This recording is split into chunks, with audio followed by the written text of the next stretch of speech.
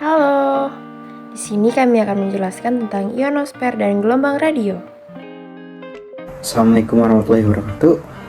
Izin perkenalkan diri, nama saya Rahmat Saputra dari kelompok 4 RB mata kuliah interaksi atmosfer dan cuaca antariksa. Di sini kami akan membahas tentang ionosfer dan gelombang radio. Selanjutnya ada anggota kelompok, yaitu yang pertama ada Ingwer Lutfi Joshua, saya sendiri Kilang Rahmat Saputra, selanjutnya ada Novia Doleanti Borusinaga, Dameria Eliana Borubarus, dan Ida Marlina. Jadi ionosfer adalah lapisan kritis atmosfer bagian atas yang membentang dari ketinggian sekitar 50 hingga 1000 km, di mana konsentrasi elektron bebas cukup untuk secara signifikan memengaruhi perambatan gelombang radio. Seperti yang terlihat pada gambar, bahwa ionosfer itu memiliki ketinggian yaitu sekitar dari 60 sampai 60, pokoknya 60 lebih kilometer. Nah, selanjutnya gelombang radio adalah merupakan salah satu jenis radio elektromagnetik dengan panjang gelombang spektrum elektromagnetik yang lebih panjang dibandingkan cahaya inframerah.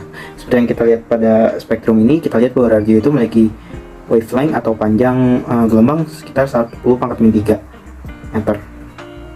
Selanjutnya di frekuensi sekitar 10⁻⁻⁴.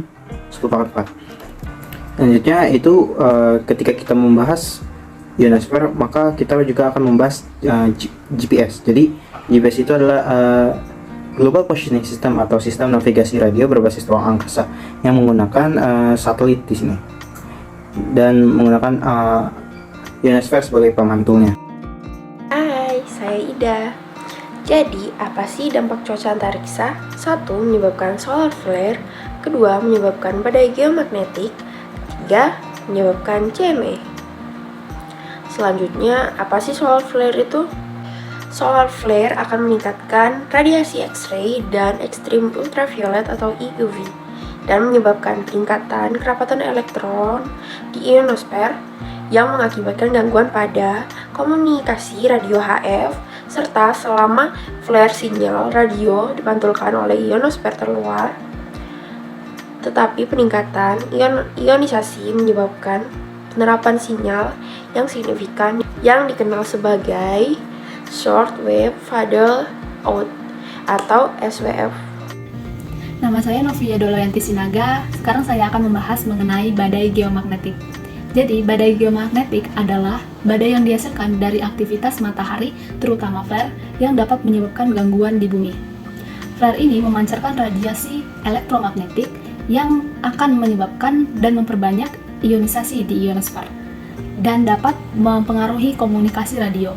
Selain itu, badai geomagnetik ini juga akan mengubah sinyal radio dari GPS itu sendiri dan dapat menyebabkan ketidakakuratan posisi.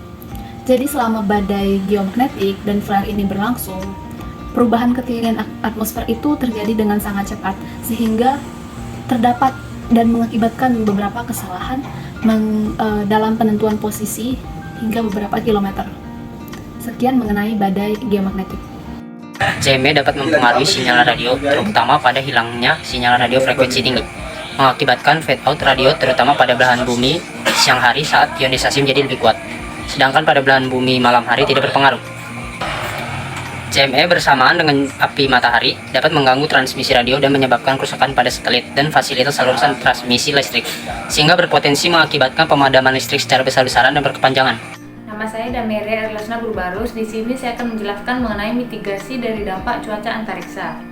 Yang pertama, meningkatkan prediksi terhadap flare surya, radiasi radio surya, dan partikel energi surya.